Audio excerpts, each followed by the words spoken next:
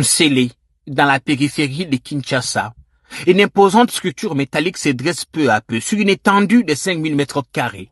Ce site, en pleine effervescence, sera bientôt le tout premier atelier national de confection des tenues militaires et policières.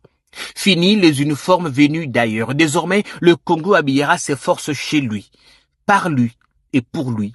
Une vision portée par le président de la République, Félix-Antoine Tshisekedi Tshilombo, exécutée par le service national sous le commandement ferme du lieutenant-général Jean-Pierre Kassongo Kabwik.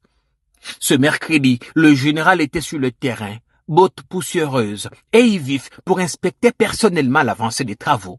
Et pour cause, l'atelier doit être prêt avant le 31 décembre et pas un jour de plus. Au plus tard décembre. Les premières tenues sortiront d'ici. Tout est déjà ici au pays. Tout. Même les machines. Tout. Les machines vont travailler ici. Vrai ou faux? Nous attendons que le mois prochain, on amène des bâtisseurs. Nous avons quand même des défis, il nous faut de moyens parce que il faut construire quelque part les cantonnements. Il faut tout un bataillon, il faut plus ou moins 850 bâtisseurs qui vont commencer à travailler ici chaque jour. Quand ils vont venir ici, il faut les loger. Nous n'avons pas encore de logement, donc il y a ces défis-là. Ça demande de l'argent. Il faut construire pour les héberger. Comme ça, chaque jour, ils travaillent ici. Et chaque jour, ils commenceront à produire 2000 tenues. 2000. Tous les 2 jours, vous avez des tenues pour équiper une brigade. Et la capacité annuelle, c'est plus ou moins 700 000 tenues annuellement.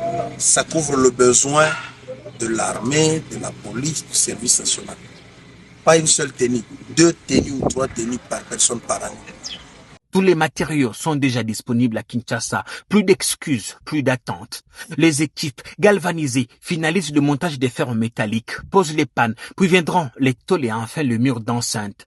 Cet entrepôt n'est pas qu'un simple bâtiment, c'est un acte politique, un bras d'honneur à la dépendance étrangère, une réponse à ceux qui doutent de la capacité congolaise à produire pour elle-même. Ici, en scellé, c'est la République qui reprend le fil de son destin aiguille à main. Ce projet n'est pas qu'une infrastructure, c'est une déclaration. Il affirme que la RDC choisit de produire ce qu'elle consomme, de défendre ce qu'elle incarne et de bâtir, par ses propres mains, les fondations d'un avenir où la souveraineté ne sera plus un simple slogan, mais une réalité tangible.